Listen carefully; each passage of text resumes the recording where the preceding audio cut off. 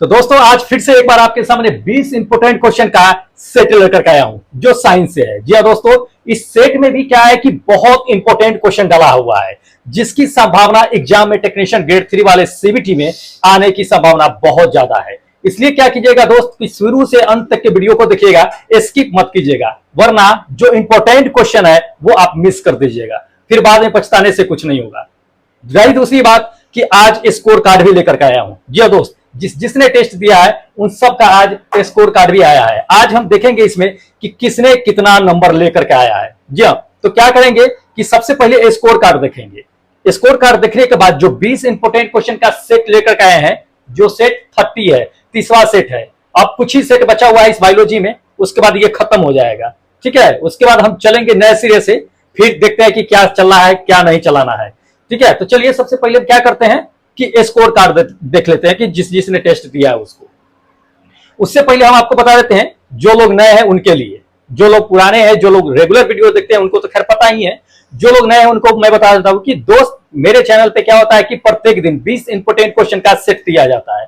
किससे रहता है? वो भी साइंस से रहता है। 20 इंपोर्टेंट क्वेश्चन का सेट क्यों रहता है? क्योंकि टेक्नीशियन ग्रेड 3 में दोस्त 40 नंबर का साइंस पूछा जाता है। अगर आप 40 नंबर कंप्लीट कर लेते हैं तो नौकरी ऐसे होगा, ध्यान लीजिए, क्योंकि टेक्नीशियन ग्रेड 3 में 40 नंबर मायने रखता है। उसके बाद आपका जो है 25 नंबर गणित पूछेगा, 25 नंबर रीजनिंग पूछेगा और 10 नंबर जो है वो जीके पूछेगा। तो मेन हथियार आपका क्या है कि मेन हथियार साइंस है। अगर साइंस कंप्लीट कर लेते हैं तो इसके दम पे रिजल्ट को ऐसे गिरा दीजिएगा। ठीक है, इसलिए क्या कीजिए कि साइंस को कंप्लीट करके रखिए, और इसी को हम कंप्लीट करवा रहे हैं 40 में 40 मार्क्स दिवाने की। ठीक है, अभी बहुत सारा मटेरियल मुझे प्रोवाइड कराना है, मेरे पास बहुत सारा मटेरियल है, सब प्रोवाइड कराऊंगा एग्जाम से पहले।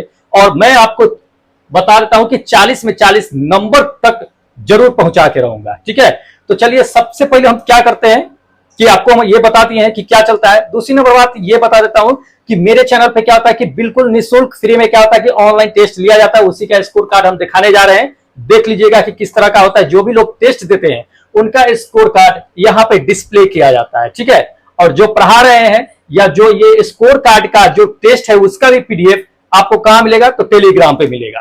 तो अभी तक अगर आप लोग टेलीग्राम ज्वाइन नहीं किए हैं तो जाइए, लिंक डिस्क्रिप्शन बॉक्स में दिया हुआ है, टेलीग्राम को भी ज्वाइन कर लीजिए, क्योंकि सारा पीडीएफ वहीं पे आपको मिलेगा, इंफॉर्मेशन वहीं पे मिलेगा। इसलिए टेलीग्राम ज्वाइन कर लीजिए, और जो पढ़ा रहे हैं उसका भी पीडीएफ वहीं पे मिलेगा। लिंक डिस्क्रिप्शन बॉक्स में डाला हुआ है, सारा चीज है, एक बार डिस्क्रिप्शन बॉक्स में जाकर के चेकआउट कर लीजिए। वहां पे टेस्ट का लिंक मिल जाएगा, पासवर्ड मिल जाएगा, उसका प्ले लिस्ट भी मिल जाएगा। जो पढ़ा रखे सबका प्ले लिस्ट है, जो पढ़ा रखे उसका भी पीडीएफ का लिंक भी है, वहां से सब कुछ डाउनलोड कर सकते हैं। टेलीग्राम पे भी जा सकते हैं, उस पर भी देख सकते हैं। तो चलिए, इतना आपको पता होना चाहिए कि क्या है क्या नहीं है। तो चलिए अब क्या करते हैं कि हम देख लेते हैं सबसे पहले स्कोर कार्ड। जिसने टेस्ट दिया है उसका हम स्कोर कार्ड देख लेते हैं। ठीक है, चलिए देख लीजिए, ये क्या है कि स्कोर कार्ड है। ठीक है, जिसने टेस्ट दिया उसका नाम है और ये नंबर है। ठीक है, कि कितना परसेंट लेकर के आए हैं, कितना नहीं लेकर के आए हैं। तो इसमें सबसे पहले आपको बता देते हैं कि इसमें जो है 70% पे 2 लोग आ चुके हैं।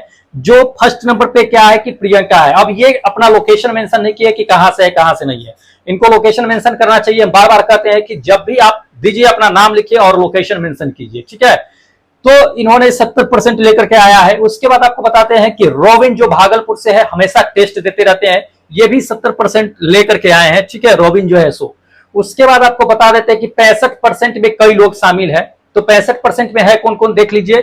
थर्ड नंबर में है ये आपका चंद्रा जो प्रयागराज से है। ठीक है, चौथे नंबर पे आपका जो है श्रवण कुमार शाह जो बांका बिहार से रेगुलर टेस्ट देते हैं ये। उसके बाद है नेक्स्ट है राम लखन पंडित जो कहां से है? देवघर यानी कि झारखंड से है, ये भी 65% लेकर के आए हैं। उसके बाद कुलदीप उज्जैन। ठीक है, कुलदीप जो उज्जैन से है, ठीक है, ये भी 65% लेकर के आए हैं। संजू कपूर जो पटना से हैं, ये भी क्या है कि 65% लेकर के आए हैं। तो ये लोग जो है क्या है कि रेगुलर टेस्ट देने वाले हैं और क्या करते हैं कि अच्छा मार्क्स लेकर के आते हैं। इस बार लोग 70% पे अटक गए हैं। पिछले बार की अगर बात करें तो 75 पे गए थे सभी लोग। उसके पिछले दिन की अगर बात करें तो 95 पे गए हुए थे। अब की बार पता नहीं क्यों, क्योंकि हो सकता है कि मे बी सेट थोड़ा हार्ड रहा हो इस वजह से। ठीक है, लेकिन नहीं, ठीक है, टेस्ट देते रहिए, इससे से पता लगे कि कितना तैयारी है आपका, कितना नहीं है तैयारी।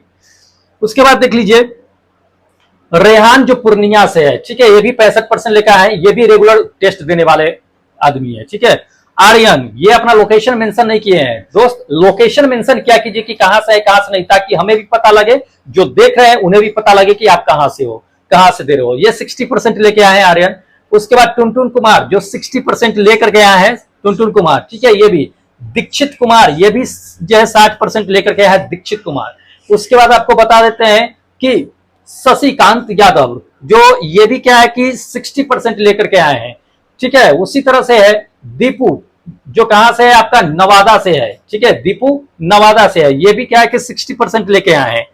उसके बाद आपको बताते हैं कि संजय सोनी जो छत्तीसगढ़ से है, रेगुलर टेस्ट देते हैं, अक्सर हाँ ऊपर हो जाता है, अब की बार पता नहीं नीचे क्यों है, हो सकता है सेट हार्ड लगा हो इन्हें। ये भी 60% पे ही लटक गए हैं, ठीक है। तो इस तरह से है। उसके बाद देख लीजिएगा प्रिया जो समस्तीपुर से है, ये 55% पे है। पिछले बार भी प्रिया क्या थे कि 55% पे ही लटकी हुई थी, अब की बार भी 55% पे ही लटकी हुई है ये प्रिया जो है सो, ठीक है। उसके बाद आपको बता देते हैं इसमें आलोक कुमार, जो कहां से है, चित्रकूट से है। आलोक जो रेगुलर मॉक टेस्ट देते हैं, ये भी 55% पे है। उसके बाद आपको बता देते हैं कि विकास कुमार जो गया से है, ठीक है। ये भी कितना पे है, ये 50% पे आए हैं, विकास कुमार जो गया से है। दीपू जो नवादा, देख लीजिए ये लड़का 2 बार दे दिया है टेस्ट, एक स्पेस देके एक बिना स्पेस देके। ऐसा काम मत कीजिए, आप एक ही बार दीजिए, अच्छा रहेगा। अपने आप को चीट मत कीजिए, हमें क्या चीट कीजिएगा, अपने आप को कर रहे हैं, इसलिए एक बार अपना सोच समझ करके एक बार टेस्ट दीजिए। जो नाम ऊपर आने जाने से कुछ नहीं होने वाला है, ठीक है। बेटर है जो आपके पास है नॉलेज, उसी के अकॉर्डिंग जो है आप टेस्ट दिया कीजिए, बेटर रहेगा, ठीक है। उसके बाद देख लीजिए नेक्स्ट है मुनेन्द्र वर्मा, जो जिला बदायूं से है। ये पिछले बार इनका नाम मैंने शायद गलत ले लिया था, इन्होंने हिंदी में ही पूरा नाम लिख दिया, ठीक है। तो ये क्या है कि 50% पे ये है। उसके बाद ये है गौरव, ठीक है। गौरव कुमार जो नालंदा से है, ये भी 50% पे है। रघुनाथ कन्नौज, जो रघुनाथ जो है कन्नौज से, ये भी 50% पे है। तो ये सभी लोग जो है क्या है कि टेस्ट दिए हैं ये लोग, अच्छा है, इसी तरह से मेहनत कीजिए, जरूर आएगा 40 में 40 मार्क्स, ठीक है। अजीत कुमार जो सिवान यानी कि बिहार से है, ये भी रेगुलर टेस्ट देने वाले आदमी है, ठीक है। ये भी 50% पे लटक गए हैं आपकी बार। उसके बाद ये आपको बताते हैं कि मनीष जो पटना से है, ये अक्सर हाँ ऊपर रहते हैं, टॉप क्लास पे रहते हैं, आज पता नहीं 45% पे ही लटक गए हैं, 9 नंबर ही लेके आए। संतानु शैतान, ये अपना लोकेशन मेंशन नहीं किया, लेकिन हमको याद है कि कहां से है, बता देते हैं कि संतानु जो है राजस्थान से है, ठीक है। जो 45% है, रेगुलर देते हैं, इसलिए हमें इनको पता है कि क्या है क्या नहीं है, ठीक है। तो इसी तरह से क्या है कि बहुत सारे लोगों ने टेस्ट दिया है, तो जिन लोगों का नाम नहीं लिया है, क्या है कि वो टेलीग्राम ज्वाइन कर लेंगे, उस पे ये जो स्कोर कार्ड देखे, ये स्कोर कार्ड आपको टेलीग्राम पे मिल जाएगा। जो पीडीएफ इसका टेस्ट का है वो भी आपको मिल जाएगा, जो आपने कितना स्कोर लाया है ये तो दिखा दी, आपका क्या गलत है क्या सही है आंसर की आपको टेलीग्राम पे प्रोवाइड करा दिया जाएगा, पूरा पीडीएफ के रूप में रहेगा कि क्या आपने सही किया है क्या गलत किया है, ठीक है। बिल्कुल पीडीएफ एकदम रहेगा, जैसे एग्जाम में रहता है उस तरह का आंसर की रहेगा। तो फटाफट क्या कीजिए कि टेलीग्राम ज्वाइन कर लीजिए, ठीक है। और चलिए, जो लोग अभी तक चैनल सब्सक्राइब नहीं किए दोस्त, चैनल सब्सक्राइब कर लीजिए, अगर पहले से कर रखे हैं तो चैनल को लाइक कीजिए और अपने दोस्तों में शेयर कर दीजिए, ठीक है, ताकि वो भी आपकी तरह पढ़ सके। चलिए, तो हम क्या करते हैं कि देख लेते हैं साइंस का जो 20 इंपोर्टेंट क्वेश्चन का सेट लेकर के आए हैं, उससे देख लेते हैं कि कौन कौन सा क्वेश्चन है और कितना इंपॉर्टेंट है, ठीक है। तो चलिए शुरू करते हैं। क्वेश्चन नंबर फर्स्ट में देखिएगा, इसमें दे दिया कि बाष्पोत्सर्जन डैश के द्वारा होता है। बाष्पोत्सर्जन जो है किसके द्वारा होता है, ठीक है। ये पादप कायिक से है, ये जो चैप्टर है सो इसी से, ये बहुत बड़ा था चैप्टर होता है पादप कायिक जो होता है सो, इसी से हमने क्या किया कि 20 इंपोर्टेंट क्वेश्चन सिलेक्ट किया है। ऐसे क्वेश्चन सिलेक्ट किए हैं दोस्त जिसके आने की संभावना बहुत ज्यादा है, इसलिए मिस मत कीजिए, शुरू से अंत तक के देखिएगा, ठीक है। आज चैनल अगर सब्सक्राइब नहीं किया तो चैनल कर लीजिए, अगर लगे कि नहीं वीडियो देखने के बाद करना चाहिए तो ठीक है, पहले वीडियो देख लीजिए, अच्छा लगे तो चैनल सब्सक्राइब कीजिएगा, वरना कोई बात नहीं है। तो चलिए, ये क्वेश्चन आपको दिखा दिए कि बाष्पोत्सर्जन जो है किसके द्वारा होता है ये बताना है। तो दोस्त, पत्ती में क्या होता है कि रंध्र होते हैं, छोटे छोटे छिद्र होते हैं, स्टोमेटा होता है, रंध्र होता है, उसके द्वारा क्या होता है कि पौधे में जो है बाष्पोत्सर्जन की क्रिया होती है, ठीक है। उसी के द्वारा क्या होता है कि कार्बन डाइऑक्साइड को लिया जाता है और ऑक्सीजन को छोड़ा जाता है, उसी स्टोमेटा के थ्रू, रंध्र के थ्रू। तो ये ऑप्शन मेरा क्या होगा, ये फर्स्ट नंबर मेरा ऑप्शन क्या होगा, रंध्र जो होगा वो बिल्कुल करेक्ट होगा, ठीक है। अब इसमें क्या है कि हम सिर्फ इसी पे अटकेंगे नहीं, अब इसमें हम देख लेते हैं कि हाईलाइटेड पॉइंट कौन सा है जो अक्सर पूछे जाते हैं एग्जाम में। हम आपको वैसा पॉइंट को आपको बता देते हैं। तो पहले तो एस्टोमेटा देख लीजिए कि ये पत्ती है, पत्ती का एस्टोमेटा देख लीजिए। ये छोटे छोटे पत्तियों में क्या होता है कि छिद्र होते हैं, इसी से क्या होता है कि गैस का आदान प्रदान होता है, बाष्पोत्सर्जन भी होता है, ठीक है, इसी एस्टोमेटा से। तो ये चीजें है। अब इसमें आपको हम बता देते हैं कि हाईलाइटेड पॉइंट क्या है जो अक्सर पूछ दिए जाते हैं एग्जाम में, किससे, बाष्पोत्सर्जन से ही आपको हम बता देते हैं। तो इसको देख लीजिएगा, नोट कीजिएगा, ऊपर जो है कॉपी कलम लेकर के नोट कर लीजिएगा। कभी कभी यह पूछा जाता है कि पादप में जल वाष्प जो होता है, जल की हानि हो जाती है। पादप में क्या होता है, पौधे में जल की हानि हो जाती है, ठीक है, जलवाष्प के द्वारा। तो उस हानि को क्या कहा जाता है, ठीक है दोस्त, उसको कहा जाता है बाष्पोत्सर्जन। और ये क्वेश्चन पूछा गया है, 2 बार पूछ दिया है ये क्वेश्चन, एक तो जेई में पूछ दिया, एक ग्रुप डी में पूछ दिया है, ठीक है।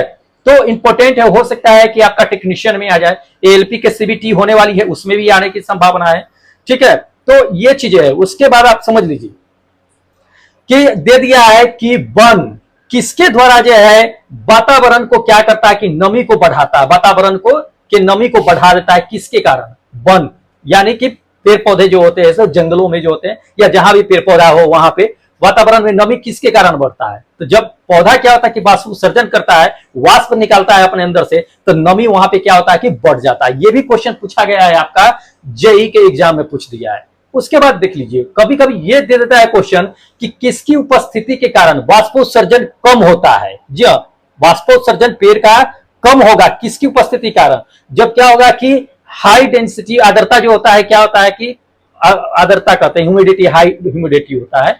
तो उच्च आर्द्रता जब होती है ना, तो पेड़ पौधे क्या करते हैं कि कम वाष्पोत्सर्जन की क्रिया करते हैं उस समय, क्योंकि वातावरण में खुद नमी बना होता है।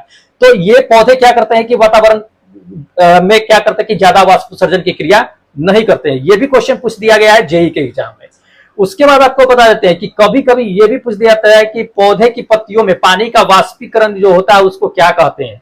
तो वो तो आपको बता ही दिए, फर्स्ट वाला पॉइंट की वाष्पोत्सर्जन कहते हैं। तो दोस्त ये सारे क्या थे कि टॉप क्लास के बहुत इंपॉर्टेंट पॉइंट है जो अक्सर इससे पूछे जाते हैं। वाष्पोत्सर्जन से आपको अगर पूछ दिया तो इसी से पूछेगा, इससे बाहर नहीं जाने वाला है, ठीक है। तो इसको ध्यान में रखना है। चलिए अगला क्वेश्चन देख लीजिए। अगला क्वेश्चन इसमें दे दिया कि प्रकाश संश्लेषण की क्रिया के दौरान निम्नलिखित में से किसका उत्पादन अवशिष्ट उत्पाद के रूप में होता है। जी हाँ, अगर पेड़ पौधे क्या होते हैं कि प्रकाश संश्लेषण करते हैं, तो प्रकाश संश्लेषण की क्रिया के द्वारा क्या करते हैं, वो अपना भोजन बनाते हैं।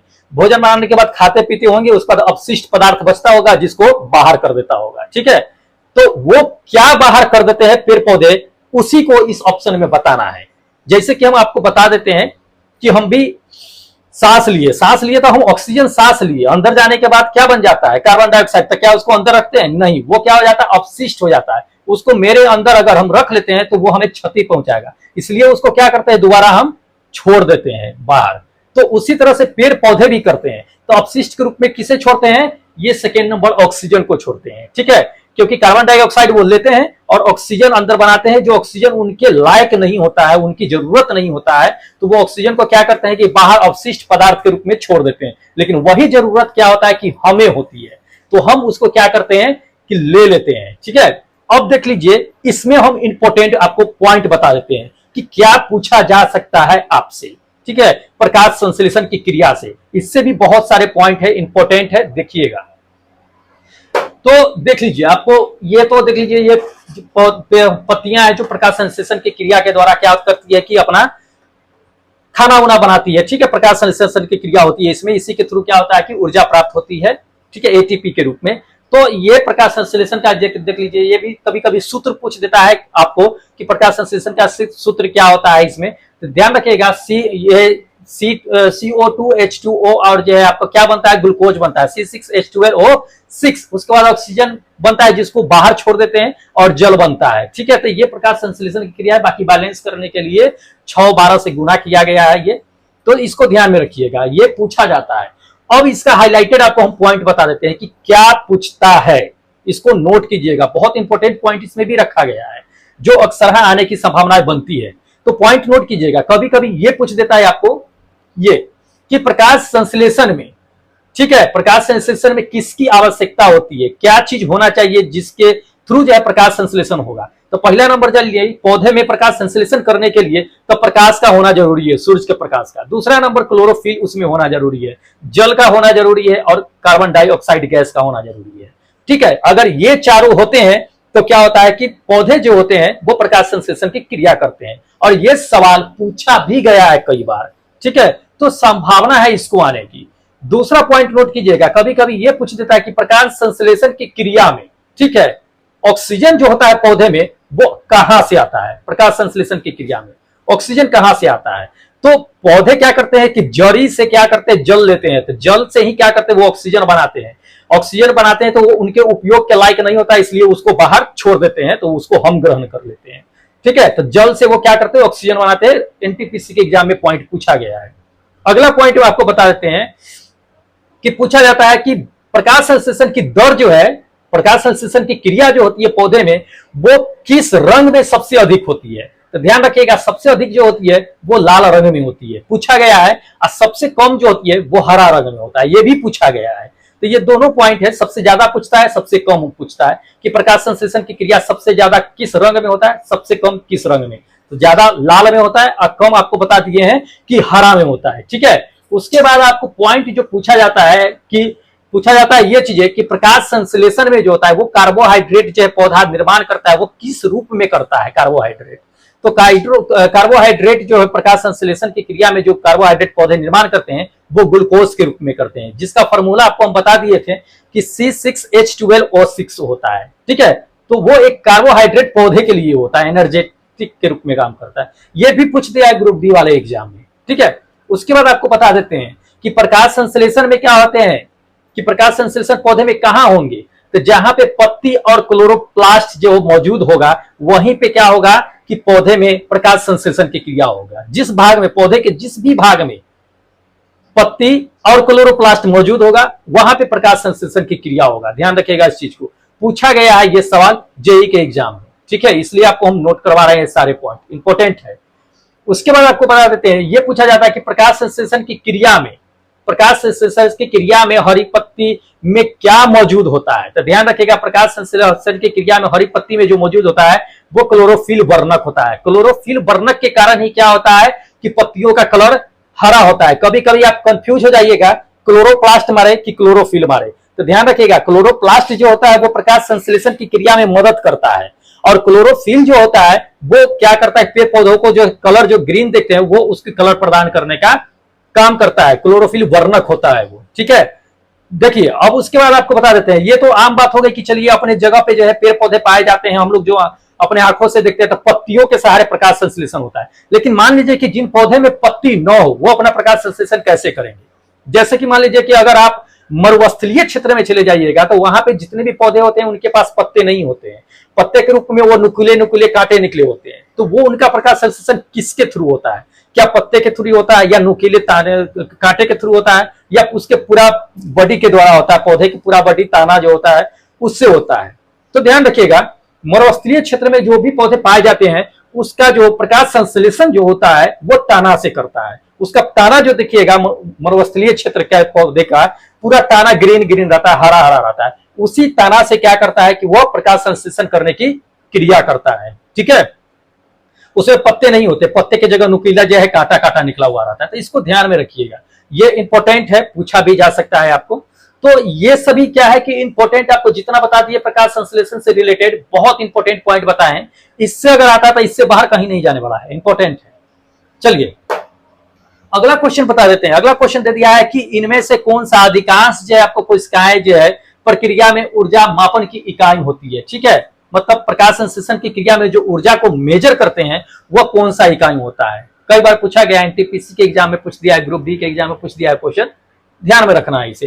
तो ध्यान रखिएगा, ऊर्जा के रूप में जो पौधे में जो प्रकाश संश्लेषण होती क्रिया उसमें जो ऊर्जा निकलता है तो उसको किस एनर्जी जो करेंसी होती है उसको किस में मेजर करते हैं, तो एटीपी के रूप में मेजर करते हैं। ये फर्स्ट नंबर मेरा ऑप्शन करेक्ट होगा, एटीपी के रूप में मौजूद करते हैं। अब ध्यान रखिएगा, कभी आप अगर ध्यान में होगा तो हमने आपको बताया था, है ना, मानव शरीर जब पढ़ रहे थे, उत्तक पढ़ रहे थे, मानव शरीर का जो उत्तक पढ़ रहे थे उसमें आपको बताए थे माइटोकॉन्ड्रिया।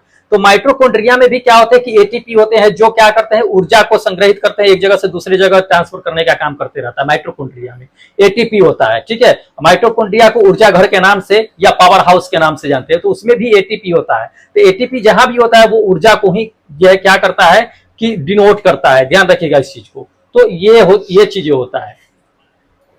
चलिए नेक्स्ट क्वेश्चन आपको दिखा देते हैं। अगला क्वेश्चन इसमें दे दिया है कि पौधे को इनमें से किस पोषक तत्व की मिट्टी से प्राप्त करते हैं, पोषक तत्व को मिट्टी से प्राप्त करते हैं। जी हाँ, पौधे जो है, तो पौधे इनमें से किसको मिट्टी से प्राप्त करते हैं, ध्यान रखिएगा ये नाइट्रोजन को करते हैं। नाइट्रोजन मेरा जो है क्या होगा, फर्स्ट नंबर ऑप्शन करेक्ट होगा। पौधे नाइट्रोजन को क्या करते हैं कि मिट्टी से प्राप्त करते हैं। अब ध्यान रखिएगा सिर्फ नाइट्रोजन को ही पौधे जो है मिट्टी से प्राप्त नहीं करते हैं, नाइट्रोजन के साथ साथ आपको हम बता देते हैं कि फास्फोरस भी करता है, पोटेशियम करता है, लेकिन इसमें फास्फोरस और पोटेशियम नहीं दिया गया है। अगर देता तो हम उसको भी मार देते फास्फोरस या पोटेशियम। लेकिन ध्यान रखिएगा नाइट्रोजन, फास्फोरस और पोटेशियम जो होता है उसमें सबसे महत्वपूर्ण तत्व जो होता है, पोषक तत्व जो होता है पौधे के लिए, वो नाइट्रोजन ही होता है। इसलिए नाइट्रोजन ये फर्स्ट नंबर मेरा ऑप्शन क्या होगा कि बिल्कुल करेक्ट होगा, ठीक है। तो ये चीजें है। चलिए नेक्स्ट क्वेश्चन देखिए। अगला क्वेश्चन इसमें दे दिया है कि कंसंट्रेशन ग्रेडिएट, कंसंट्रेशन ग्रेडिएट दे दिया है कि खिलाफ जो है कोशिका की जो है दे दिया है कि हलचल क्या कहलाता है। जी हाँ, कंसंट्रेट ग्रेडिएट के खिलाफ कोशिका की जो हलचल होती है वो क्या कहलाती है। तो ध्यान रखिएगा ये एनटीपीसी के एग्जाम में पूछ दिया है क्वेश्चन। तो कंसंट्रेट ग्रेडिएट के खिलाफ जो कोशिका का जो हलचल होता है उसमें जो हलचलें आती है वो क्या कहलाता है आपको पता है, वो फर्स्ट नंबर सक्रिय परिवहन कहलाता है, सक्रिय परिवहन। अब ध्यान रखिएगा पौधे में जो परिवहन का काम जो करता है वो दो ही उसमें उत्तक है जो काम करता है परिवहन का। कौन कौन करता है, तो एक तो जाइलम होता है, एक फ्लोएम होता है, दो होते हैं जो परिवहन तंत्र का एक तरह से कहिए तो काम करता है। उसमें क्या करता है कि ये कंसंट्रेट ग्रेडिएट के खिलाफ जो है काम करता है। वो जब भोजन को और जल को जब पेड़ पौधे में ले जाता है तो उसी समय क्या होता है कि हलचल होता है, वो सक्रिय परिवहन उसका शुरू होता है, ठीक है। तो ये आपको हम पढ़ा भी रखे हैं कि जाइलम क्या करता है कि जड़ से जो है जल और खनिज लवण को पूरे पौधे में पहुंचाने का काम करता है। फ्लोएम क्या करता है कि पत्ती में जो खाना बनता है उसको लेकर के पूरे पौधे में फैलाने का काम करता है, ठीक है। तो ये हम बता चुके हैं पिछली क्लास में जब हम पादप उत्तक पढ़ रहे थे तभी हम ये पढ़ा दिए थे, ठीक है। तो इसको ध्यान में रखना है। चलिए नेक्स्ट देख लीजिए, इसमें दे दिया है कि पौधे में पानी का जो अवशोषण होता है, पौधे में पानी का अवशोषण जो होता है मूल रोम के द्वारा जो होता है, मूल रोम के द्वारा होता है, उसकी प्रक्रिया के द्वारा होता है, तो वो क्या कहलाता है, ठीक है। पौधे में क्या होता है, पानी का अवशोषण एक मूल रोम के द्वारा होता है, वो क्या कहलाता है प्रक्रिया, यही जानना है हमको। तो ध्यान रखिएगा ये थर्ड नंबर क्या है मेरा ऑप्शन करेक्ट होगा कि परासरण कहलाता है, ठीक है। तो पौधे में जड़ होता है या पौधे में जो भी हो पानी का अवशोषण जो होता है वो मूल रोम के द्वारा होता है, वही परासरण कहलाता है। तो इसको ध्यान में रखना है। अगला क्वेश्चन इसमें दे दिया है कि फलों में मुख्यतः कौन सा हार्मोन जो है प्रचुर रूप में पाया जाता है। जी हाँ, फलों में कह दिया है इसमें कि प्रचुर मात्रा में जो है क्या होता है कि हार्मोन पाया जाता है। तो ध्यान रखिएगा फलों में मुख्यतः जो हार्मोन होता है हम आपको बता देते हैं कि ये फोर्थ नंबर मेरा ऑप्शन क्या होगा कि करेक्ट होगा, साइटोकाइनिन। साइटोकाइनिन जो होता है क्या होता है कि फलों में मुख्य रूप से जो प्रचुर मात्रा में पाया जाता है। अब इसको ध्यान रख लीजिए कि हार्मोन के बारे में आपको बता देते हैं कि पौधे के हार्मोन की अगर बात हो रही है तो पौधे के हार्मोन को जान लीजिए कि पौधे में कितने तरह के हार्मोन होते हैं और हार्मोन से क्या क्या क्वेश्चन आपको पूछे जा सकते हैं, इसका भी आपको हम पॉइंट बताएंगे। तो ध्यान रखिए कि पौधे में जो हार्मोन होते हैं इसको नोट कर लीजिएगा, ये ऑक्सीन होता है, जिब्रेलियंस होता है, साइटोकाइनिन होता है, एब्सिसिक एसिड होता है और आपका जो होता है एथिलीन होता है। इन सभी से क्वेश्चन पूछे जाते हैं कि इनसे कितना क्वेश्चन पूछे जा सकते हैं, कौन सा हाईलाइटेड इसमें हार्मोन्स है ये आपको बता देते हैं, या ये जितने हार्मोन है उसमें से आपको कभी कभी दे देगा कि निम्नलिखित में से कौन सा जो है पादप हार्मोन है, इसमें से किसी एक का दे देगा, तीनों जानवर उनवर के जो है क्या करेगा हार्मोन्स का नाम दे देगा। तो हमको पकड़ लेना है इसको कि ये जो है पादप हार्मोन है। तो चलिए आपको हम क्या करते हैं कि इंपोर्टेंट जो इसका पॉइंट है हम वो बता देते हैं आपको कि हार्मोन से क्या क्या पूछे जाते हैं, ठीक है। तो ध्यान रखिएगा इस चीज को।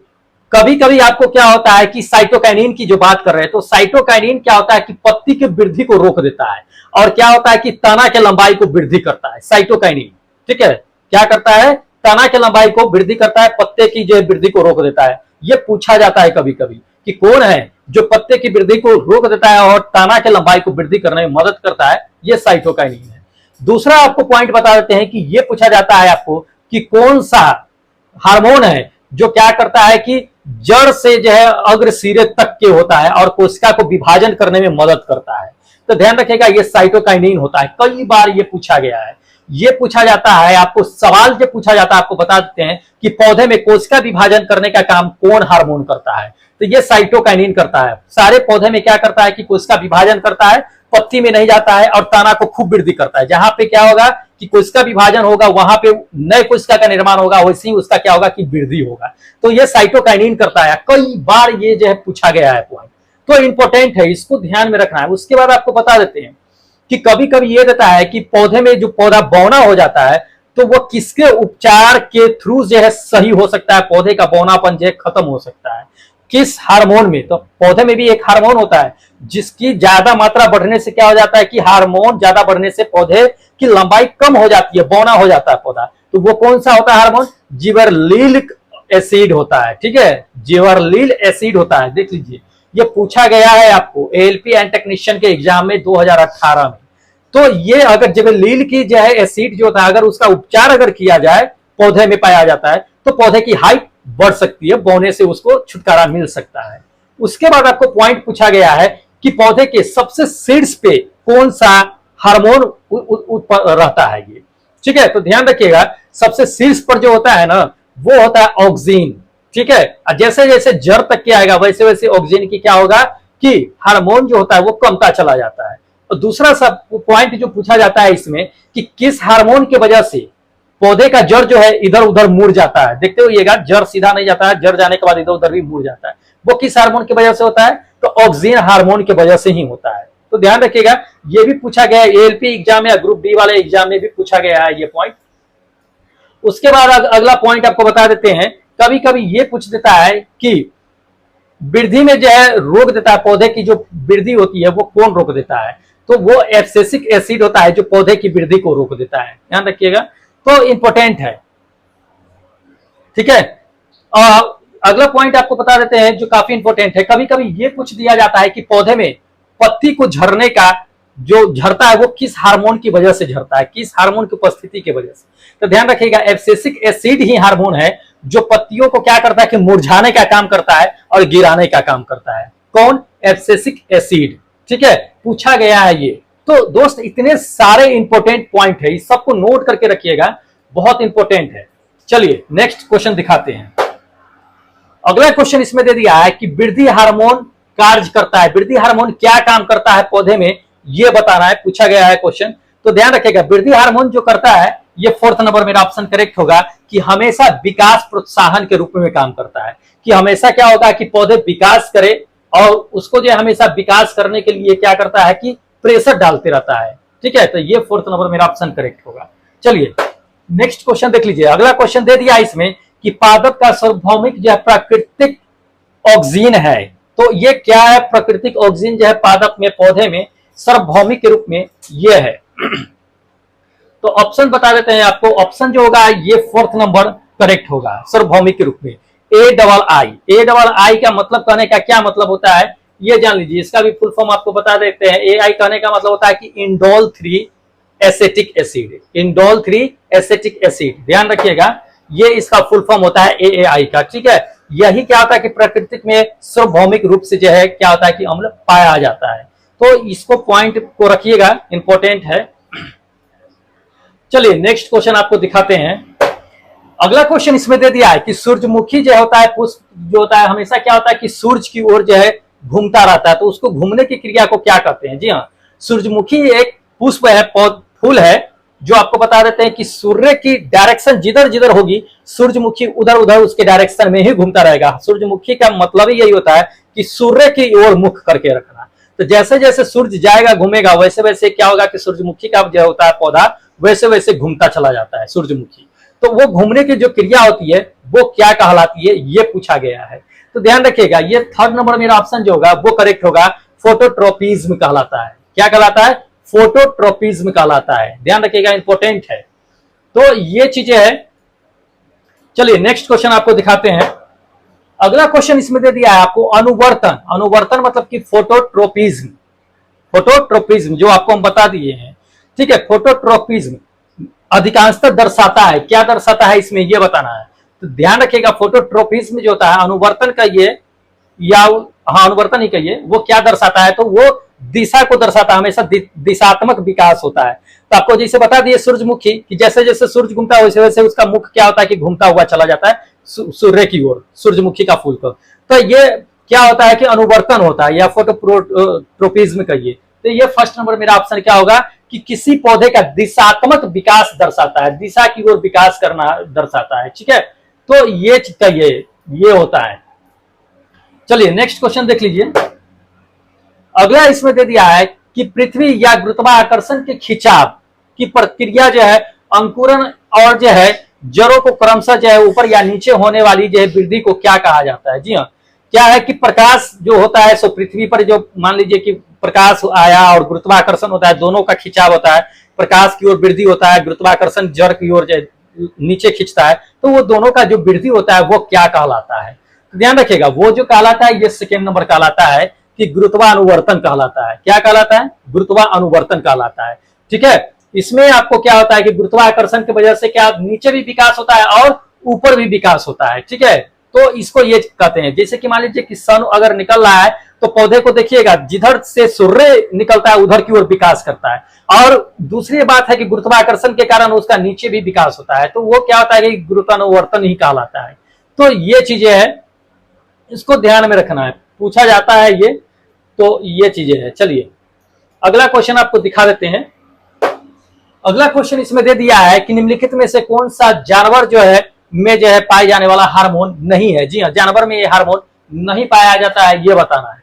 तो आपको देख लीजिए, पादप आपको हार्मोन बता दिए, इसमें कोई ना कोई एक पादप हार्मोन होगा ही, ठीक है। यानी जानवर का हार्मोन नहीं होगा, पादप हार्मोन होगा। तो देख लीजिए ये सेकेंड नंबर ऑक्सीजन आपको बता ही दिए कि ऑक्सीजन क्या है कि एक पादप हार्मोन है। तो ये जानवर में नहीं पाया जाता है, ये पौधे में पाया जाता है, पादप में पाया जाता है। तो ये सेकेंड नंबर मेरा ऑप्शन क्या होगा कि करेक्ट होगा ऑक्सीजन हार्मोन, ठीक है। तो ये चीजें है। चलिए नेक्स्ट क्वेश्चन आपको दिखाते हैं। अगला क्वेश्चन इसमें दे दिया है कि इनमें से कौन सा उत्तक, ठीक है, पौधे के जल परिवहन के लिए जिम्मेदार होता है। जी हाँ, जल को ले जाने के लिए काम करता है।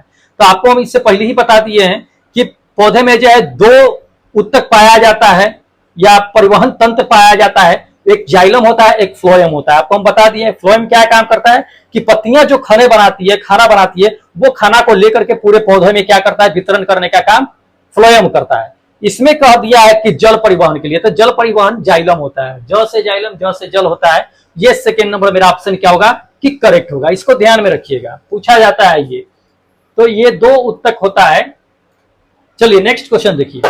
अगला क्वेश्चन इसमें दे दिया है आपको कि प्रक्रिया रासायनिक, हाँ प्रक्रिया रासायनिक दे दिया है कि ऊर्जा के तापीय ऊर्जा के परिवर्तन करती है इसमें, ठीक है। तो प्रक्रिया रासायनिक ऊर्जा को जो है तापीय ऊर्जा में परिवर्तन करती है, ये कौन करती है ये बताना है, ठीक है। तो श्वसन क्या होता है कि श्वसन ही है जो आपको क्या करता है कि रासायनिक ऊर्जा में, वो रासायनिक ऊर्जा को क्या करता है कि तापीय ऊर्जा में परिवर्तन करता है। जो सांस हम लेते हैं तो अंदर क्या होता है कि रासायनिक क्रिया होती है, वो रासायनिक ऊर्जा के कारण क्या होता है कि वो तापीय ऊर्जा में क्या करता है कि परिवर्तन करने का काम करता है। तो ये मेरा फर्स्ट नंबर क्या होगा कि ये श्वसन मेरा करेक्ट आंसर होगा, ठीक है। तो इसको ध्यान में रखना है, सारे इंपोर्टेंट क्वेश्चन है दोस्त, इसी से आएंगे, इससे बाहर नहीं जाने वाला है कहीं। चलिए अगला क्वेश्चन देख लीजिए। इसमें दे दिया है कि कौन सा जीव ऑक्सीजन के बिना जीवित रह सकता है। जी हाँ, उसको ऑक्सीजन की जरूरत नहीं पड़ेगा, बिना ऑक्सीजन के जिंदा रहेगा, वो कौन सा जीव रहेगा, ठीक है। तो ऑप्शन देख लीजिए। ऑप्शन नंबर फर्स्ट में आपको क्या दे दिया है कि वायुजीवी होगा, या दूसरा दे दिया है कि अवायुजीवी होगा, या परजीवी होगा, या चौथा आपको दे दिया है कि सहजीवी होगा। तो ध्यान रखिएगा, जो बिना ऑक्सीजन के जिंदा रहता है वो अवायुजीवी कहलाता है। ये सेकेंड नंबर मेरा ऑप्शन करेक्ट होगा, अवायुजीवी। अब कहिए कि अवायुजीवी में आता कौन कौन है, तो ध्यान रखिएगा अवायुजीवी कहने का मतलब जैसे कि ईस्ट मान लीजिए, तो ईस्ट क्या होता है कि उसमें जो है शोषण करने के लिए वायु की आवश्यकता नहीं पड़ती है, वो बिना वायु के क्या हो सकता है, ईस्ट जो है क्या होता है कि जिंदा रह सकता है, तो उसको अवायुवीय जीवी कहा जाता है, ठीक है। चलिए नेक्स्ट क्वेश्चन देख लीजिए। इसमें दे दिया है कि O2 मतलब ऑक्सीजन का उपयोग करके पाइरूवेट का विभाजन डैश में होता है, विभाजन में होता है, मतलब क्या होता है, किसमें विभाजन होता है ये बताना है। तो ऑक्सीजन का उपयोग करके क्या होता है कि पायरुवेट जो होता है माइटोकॉन्ड्रिया में विभाजित होता है। ये सेकेंड नंबर मेरा ऑप्शन क्या होगा कि सही होगा, माइटोकॉन्ड्रिया, ध्यान रखिएगा। तो इंपॉर्टेंट है ये। चलिए अगला दिखाते हैं क्वेश्चन। अगला क्वेश्चन इसमें दे दिया है आपको कि डैश जो है फोटोक्रोम, डैश फोटोक्रोम एक प्रशांत रूप है। तो इसमें कौन सा फोटोक्रोम जो होगा एक प्रशांत का रूप होगा, ठीक है। तो ध्यान रखिएगा ये P660 जो दिख रहा है वो P660 फोटोक्रोम जो होता है, फोटोक्रोम का एक नाम है ये। तो ये फोटोक्रोम का नाम है P660, ठीक है। यही क्या होता है कि आपका जो है एक प्रशांत होता है। अब समझ लीजिए P660 कहने का मतलब क्या होता है कि यह एक प्रकाशग्राही वर्णक होता है।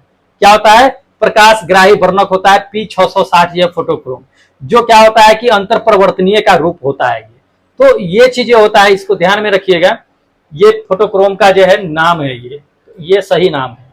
चलिए नेक्स्ट क्वेश्चन देख लीजिए। इसमें दे दिया है कि गार्ड कोशिका किस प्रक्रिया में शामिल है। जी हाँ, गार्ड प्रक्रिया किस जो है, गार्ड कोशिकाएं जो है किस प्रक्रिया में शामिल है ये बताना है।